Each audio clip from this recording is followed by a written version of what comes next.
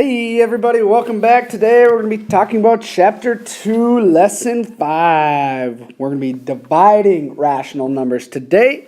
So I hope you're ready to go. Yesterday we talked about multiplying rational numbers. Today we're dividing rational numbers.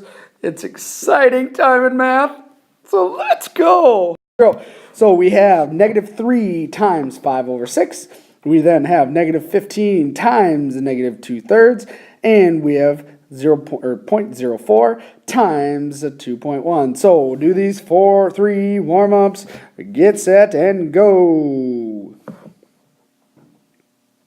All right, when we do this very first warm-up, negative 3, it's negative 3 over 1. And we can simplify before we multiply, so that negative 3 becomes 1, that 6 becomes 2. And then we multiply straight across, and we get 5 over 2. You can leave it as an improper fraction. If you change it, you would also have gotten 2 1/2. Next, negative 15. Remember, it's negative 15 over 1. We can simplify here. Okay, this becomes 1. 3 becomes 1. That negative 15 becomes a negative 5. Multiply straight across. Now we get a positive 10. Positive 10. Why is it positive?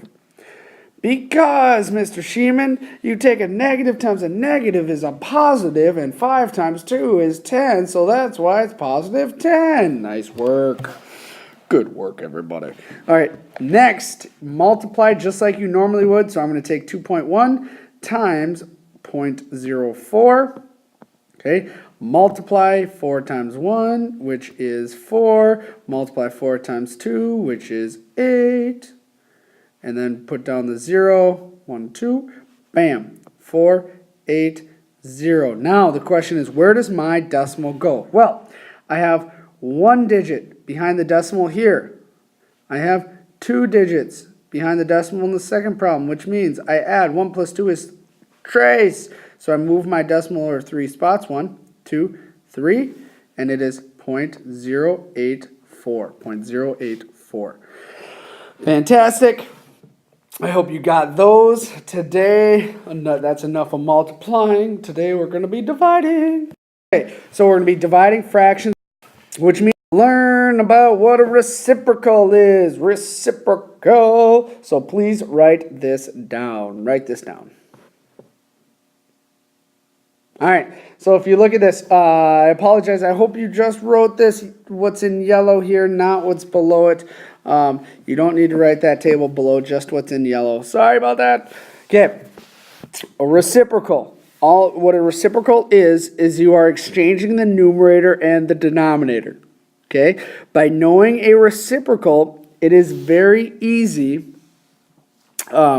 It makes it easier for us to be able to divide fractions. Okay, and I'm going to explain that in just a second. But a reciprocal is you are changing the numerator and the denominator, and you're flipping them. Okay, you flip. This is also known as the multiplicative inverse, because we flip a numerator and the denominator, and they just switch because they're inverses of each other, and their answer is equal to 1 when you multiply them together. The normal and the reciprocal multiplied together would be 1. Okay, so why in the world do we need to know this? Well, because multiplication and division are inverse operations of one another. Okay, they undo each other. If you looked at the problem like this, 1/3 times 2/5 is 2/15. At the same time, if you take that 2/15 and you divide, and we divide straight across, okay, you get 1/3. However, sometimes you're not going to get pretty fractions that allow you to divide straight across. You may get something like 5/9 divided by 2/7. Notice, well, 5 cannot be divided by 2 evenly, and 9 cannot be divided by 7 evenly. Okay, so what we do is we change things around. Okay, we're going to change things around, and I'm going to explain that right now. So what I like to do, we're going to be dividing here. So 5/11 divided by 1/2. What I like to do is I like to call this the keep, flip, switch. Okay, You may have learned it a different way. I call it the keep, flip, switch. Okay, what this means is I am going to be what's known as multiplying by the reciprocal. Okay, multiplying by the reciprocal. Okay, what that does is, remember, it's not changing the problem whatsoever. It does not change it. It doesn't change the problem. So I keep, flip, switch. And what this means is I keep this first fraction. So I keep 5/11ths the way it is. I flip my second fraction. My second fraction gets flipped. I'm going to turn that into the reciprocal, which is 2/1. Then I switch the sign. That sign gets switched to multiplication. Big dot, big dot, big dot, big dot. Okay. I am multiplying by the reciprocal. 2/1 is the reciprocal of 1/2. Multiplying by the reciprocal. I call it the keep, flip, switch. And the keep, flip, switch. Because you keep it, you flip it, you switch it. And the keep, flip, switch. Okay? Yeehaw! Flip that second one and you multiply and you get 10. And you flip that fraction again and you multiply 11/1 is 11. Okay? Multiply by the reciprocal. Okay? All right. Your turn. All right. So now I want you to write divide here. Write divide. And then answer 7/16. Don't forget about what we do when we're dividing by fracciones. Give this a shot. Alrighty then. Here we go. What is our rule? You keep it, you flip it, you switch it. You keep it, you flip it, you switch it. Okay, I kept this very first one. I flipped my second fraction. Always flip the second fraction. Never flip the first one. Again, never flip the first one. Always flip the second one. Which one do you flip? The second one. Which one do you not flip? The first one. Okay, so don't forget that. Now, we can simplify here before we multiply. We can simplify the 4 and the 16. This becomes 1. This becomes 4. We multiply straight across now. So you take 7 times 1, which is 1. 4 times 3, which is 12. And we have our answer. Of 7. What am I doing? Mr. Sheeman, you silly goose. It is 7/12, not 1/12. 7 times 1 is 7. 7/12. There you go. There's your answer. Questions? Concerns? Otherwise. Okay. Try one more. This one's a little tricky. I want to see if you can answer this first. So I'm not going to give any hints. I want you to see if you can answer this before I show it. So challenge yourself. Pause now to write something down before I show it. I'm challenging you. Good luck. All right. So if I look at this, the very first thing I need to do is I need to change that that mixed number into an improper fraction, actually. So I multiply going down, and I'm going to add coming up.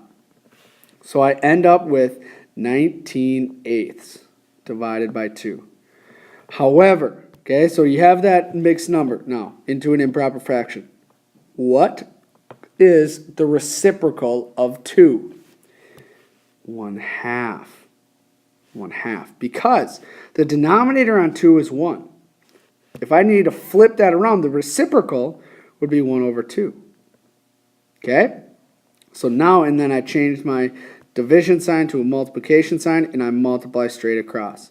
So my answer is going to be the answer of 19/8 times 1/2. There's a lot of changing going on there, so don't forget. So my answer, 19/16. If you change this into a mixed number, that's fine. It'd be 1 3/16. Fantastico, fantastico. I would take either or, either or. Okay? Next. Okay, now, when dividing by a decimal, okay, stop and just think. We don't want to divide just by a decimal, okay? We don't want to take a number like 1.32 and divide it by 0.4. I'm going to move my decimal over. And when I'm moving my decimal over, in reality, I'm multiplying by 10 or multiplying by 100. I am getting this to be a whole number. So if I look at it, it looks like this. Again, my 0.24 is going to go on the outside of my house. Inside is 0.384. I want to get this 24 to be a whole number. So how do I get the 24 to be a whole number? I move it over twice, or the 0.24 to be a whole number. So if I move my decimal over 2 times, it changes from a 0.24 to a 24, right? Yeah, because I moved my decimal over twice. Now, whatever I do to the outside, I have to do to the inside. Okay? So I move my decimal over twice on the outside. I have to move my decimal over twice on the inside. And I get 24, and I'm going to divide that into 38.4. I do that so I have a whole number here. Okay? It makes it much nicer. Don't have to worry about where my decimal goes, because my decimal is going to show me where it needs to go. So I take 24 into 38 one time. Subtract here, and you get 14. Now, this decimal, I'm going to bring down this 4, right? But notice, this 4 is on the right side of this decimal point. When I cross over that decimal point, I put it straight above. Straight above.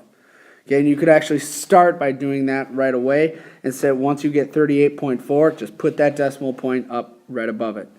Now I take 24 into 144, which is 6, or 6, and I get 0. My answer is 1.6. Now, there are going to be no remainders. No remainders, everybody. I'll say that one more time. No remainders. So keep going until it either repeats or it terminates. It repeats or it terminates. All right? All right. So what I want you to do is I want you to pause now, and I want you to try this problem. So give this problem a shot. All right. So when you look at this, which one goes to the inside, which one goes to the outside? 0.585 goes out or inside. 0.25 goes outside. When you look at this, you bring this over 2 times. This decimal gets moved over 2 times. So my new problem turns into 25 into 58.5. Tells me exactly where my decimal point needs to go. I can put it right above right away, and there it is. Okay, I have a big decimal point. Okay, now divide like you normally would. 25 into 58, 2 times, which is 50. Subtract 8, bring down this 5. We have 25 into 85, goes in there 3 times, because 3 times 25 is 75. Okay, now I have a remainder of 10. Remember I told you don't want to have any remainders. So how can we fix this to not get a remainder? Well, we just bring down a 0. Okay, bring down a 0. How many times is 25 going to 100? 100 times, or sorry, 4 times. Because 4 times 100 is 4 times 25 is 100, and my remainder is now 0. So what's my answer? 2.34, and I'm done. Donezo. Bingo, bango, bongo. Donezo. Okay, last one of the day. Okay, so I want you to try this one all by yourself. Pause the video right now. Make sure you write the directions. Make sure you write the directions. Direcciones. Write them down and finish the problem. Give this one a shot. Alright, so when we look at this, we plug this 0.15 in for n, and you get 5.25 over 0.15. What does this mean? Well, I'm taking 5.25 and I'm dividing by 0.15. So how do I do that? Well, I put one underneath the house, which is 5.25, one outside of the house. The 15.15 is outside of the house. Now, do I just start dividing right now? No. Why not? Because this 0.15 is a decimal still, so I need to move the decimal over 2 spots. That tells me I'm and I move the decimal over underneath my house as well because I'm equalizing this equation out. So when I do that, I get 15 into 525. Now I can divide. Okay, now I can divide because I have a whole number on the outside. I don't care if I have a whole number underneath. It just worked out that way in this problem.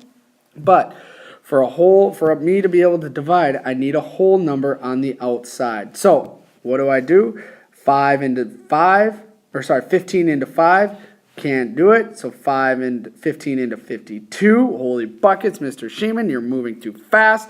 You're talking too fast and you're making those mistakes. Stop it. Okay, so 15 into 52. How many times? 3. 3 times 15 is 45. Subtract them down, you get 7. All adults, please call extension. So when you do these problems, you bring down that 5.